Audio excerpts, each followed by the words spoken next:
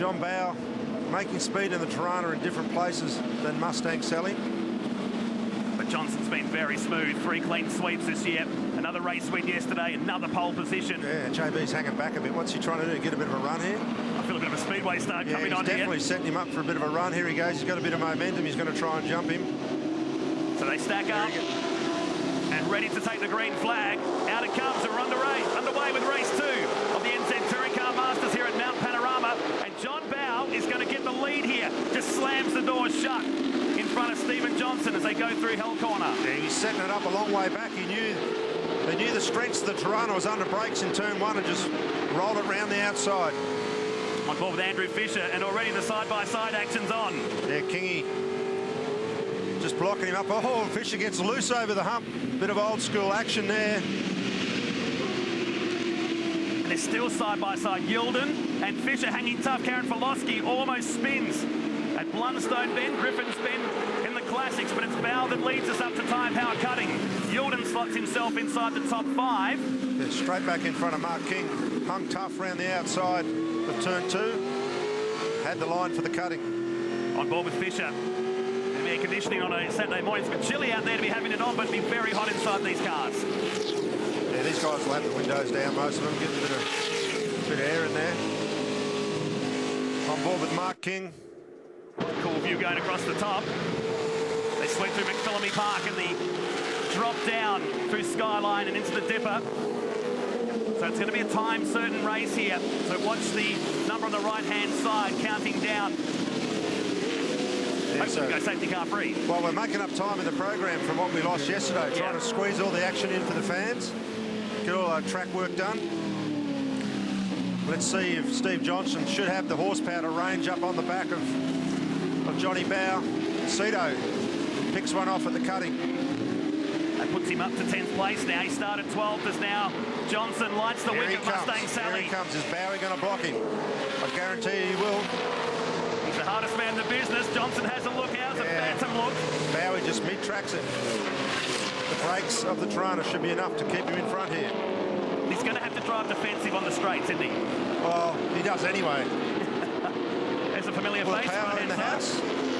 Great to have the former IndyCar champion here, the man from Toowoomba who's been up there in the past couple of weeks. There's some promotional work for the Speedway in that region. So they come to the main straight, looking back out of Mark King's car.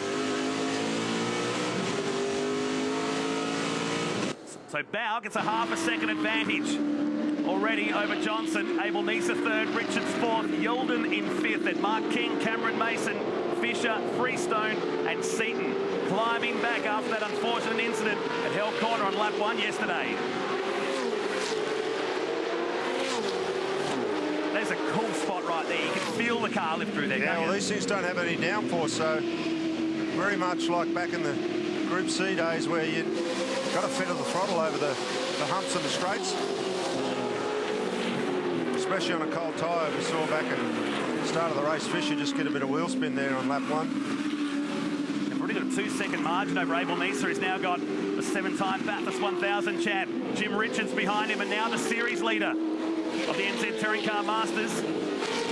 Jimmy knows how to win a championship. And he'll be just doing the points calculations in his head here.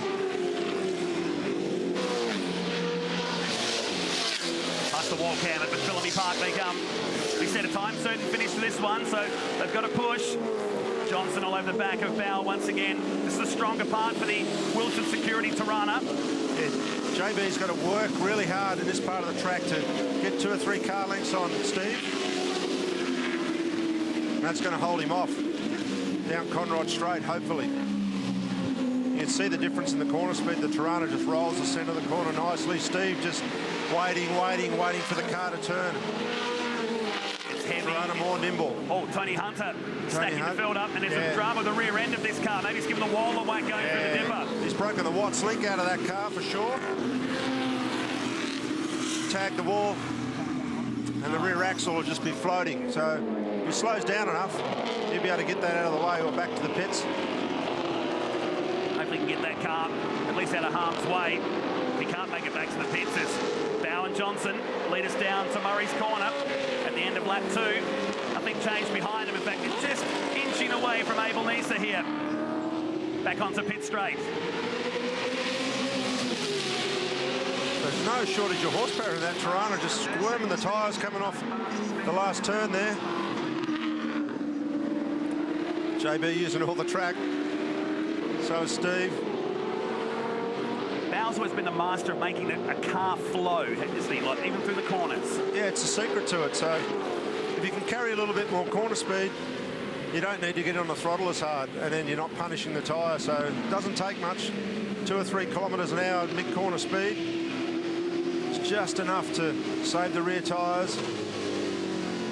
Slippery substance flag being held there on the approach into Griffins there. Bit of a scary prospect as they approach that. It's a sweeping third-gear corner.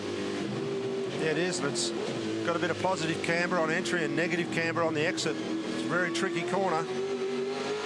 What gets me about this place, I've been coming here for a long time like yourself, it's just the elevation, particularly through here, as Tony Hunter has managed to get the Sunliner RV entry to the left-hand side. And yep, cheering to the crowd.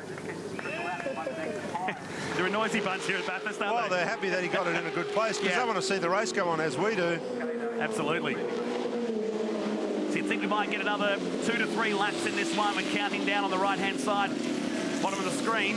Here's Mark King coming down with Cameron Mason all over the back of the King Springs entry.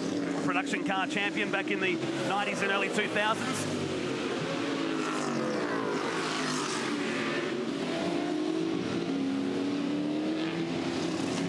It's the battle for 6th and 7th position. Seaton has got himself ahead now, Paul Freestone. In fact, got himself ahead of Fisher now behind the scenes. So Len Seaton inside the top 10. It's now we've got to challenge on. We've got to challenge on. JB shuts the door. And again, drives the Tirana down the middle, doesn't he? Yeah, straight down the middle of the road. He knows Steve can't get him here. He's got him covered. Once he gets into that last phase of the braking area, it's the Tirana's strength. This has been a great outcome for Stephen Johnson this year to get the call up to run Mustang Sally. That's really spiced things up in the NZ Touring Car Masters as we check out a replay at Reed Park. Andrew Fisher. Yeah, that's as close as you want. Well, he followed Mark King.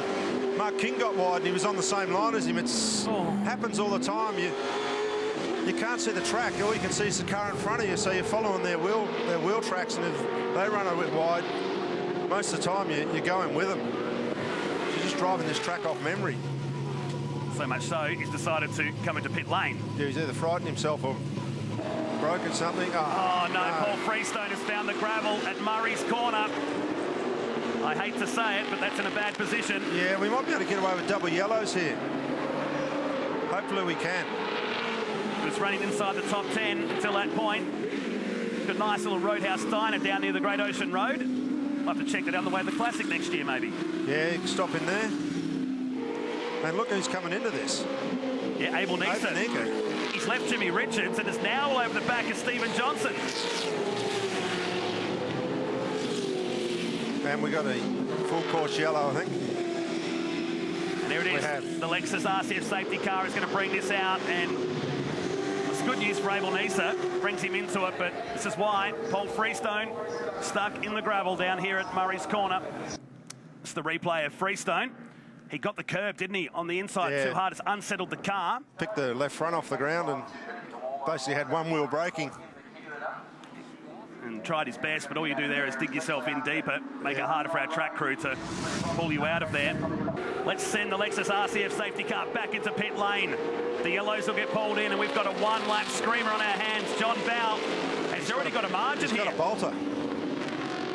So he left Johnson napping a bit there as the green flag comes out. Settle in. We've got 6.2 Ks of madness. He did catch him napping, accelerated and jumped on the brakes. Gassed her up again. Albaniki gets a bad run now. He's going to be vulnerable to Jimmy. It's fallen back into Jimmy Richards, who's Jimmy's going to have a look around the outside. And look at Yilden. Yilden's going to try and make it 3 wide, but the Falcon's just got the legs, hasn't it? Yilden's going to go for this. He's going to have a crack. Sticks it down the inside. Will he make it through the corner? Oh, it's going to go wide. He's just going to pull it up. It's going to drop him back, maybe. He's going to be on Abel Nisa. At least he had a go, mate. Good on you. That's good stuff. That's what we want to see. It's like a slide job. Unreal. Good stuff. Gets the job done now and slots himself in a third position. Yeah, gets in front of Jimmy, and it was cool because he was in there hot and he just stayed on the brake, and then when he lost steering, he just cleared the brake pedal and let it roll up the hill. Cool bit of driving. Across the top we come now. It's the only thing for... And he's dropped the hammer. Jordan's dropped the hammer. He's got a new lease of life here. A massive career, of course, the Yaldens. Very well known in motorsport in this country. Production car stalwarts in the days. It was a good move, Jordan's. He knew he had... The thing he knew about was that it's an uphill run. He had too much speed going into the corner, but he knew the elevation was going to slow him down. Just shows all his experience and his knowledge of this track. From the originals for the Bathurst 12-hour days back in the 90s. Yeah, a lot of laps around here. Absolutely. They're running a big tribute sticker on the back celebrating 100 years of the Yalden family racing team. Yeah, well, they got posters there to make a good poster. I'd love to get one if they have. Fantastic. Meantime, Bow's got this covered. I don't think Johnson can do much about this. Bow's been dominating this one since the drop of the green flag. Johnson's trying here, but with one turn to go. He's having a big dip, Steve. He's having a big dip on the gas, peeling the paint off the curb as he just lays his right foot into it. He's going to come up a fraction short here as John Bow wins race number 2 of the NZ Touring Car Masters here at Mount Panorama. It was a one-lap screamer. Look at Seaton getting through. Another position here. Nice job, Cito. Gets up to 7th from 12th position. Abel Nisa got 3rd. Yalden, Richards, King. Mason was 8th. Karen Filosky in 9th. And Rusty French, nice job, gets inside the top 10. Go, Rusty. That move of Yalden was a class move. Absolutely. Yeah, it's just knowledge of the circuit. He knew once he got to the apex, the elevation of the track was going to wash off his speed. Absolutely. Nice job. 4th position. John Bow, the winner, though, 3/10 clear of Stephen Johnson, who threw everything in at the end. Eddie Abelnisa, 3rd. Yalden, 4th. Richards, 5th. Then King, Seaton, Mason, Karen Filosky, and Rusty French. Nice job to him. Get inside the top 10. At the page, Stegomasol, Edwards, Wayne Mercer, Cameron Tilley, Sven Burkhartz, Leo Tobin, Rowan Little, Adam Garwood getting used to the category, and Paul Freestone and Andrew Fisher, who retired before the safety car. Tony Hunter, the last finisher.